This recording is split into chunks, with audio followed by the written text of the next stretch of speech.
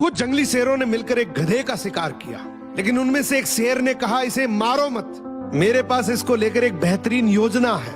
उस योजना के तहत शेरों ने गधे को अपने साथ रखा, उसकी देखभाल करके उसका विश्वास जीत लिया। फिर एक दिन उसे वापस गधों के समाज में भेज दिया, पर इस बार वो गधा एक गधे की तरह नहीं, बल्कि वो एक शेर के समान गधों का राजा बनकर वापस आया था, जिसके पीछे सभी शेरों का साथ था।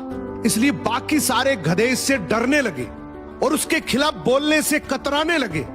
अब शेर जब जब उस गधों के झुंड को देखने आते, ये गधा अपने समुदाय के गधे को शेरों को खाने के लिए दे देता। ये गधा गधों के बीच तो एक शेर जितना ताकतवर बन गया था, लेकिन शेरों के बीच वो अब भी एक गधा ही था।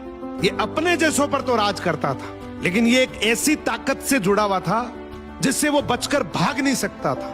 इसने हजारों मासूम गधों की कुर्बानी दी, सिर्फ ये सोचकर कि इससे मैं और ज्यादा ताकतवर बन जाऊंगा। एक दिन ऐसा आया कि सभी गधों ने एकजुट होकर उसका विरोध किया और ये ठान लिया कि इस बार शेर जब भी शिकार करने के लिए आएंगे तो हम में से कोई नहीं जाएगा, चाहे उसका परिणाम कुछ भी हो। अगले दिन जब शेर आए तो ये गधा अकेला ही खड़ा था, इसके पास कोई दूसरा झुंड नहीं था।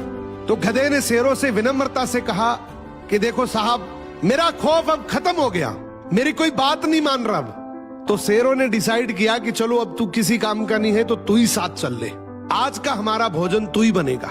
इस तरीके से आखिर में इस गधे का भी शिकार हो गया।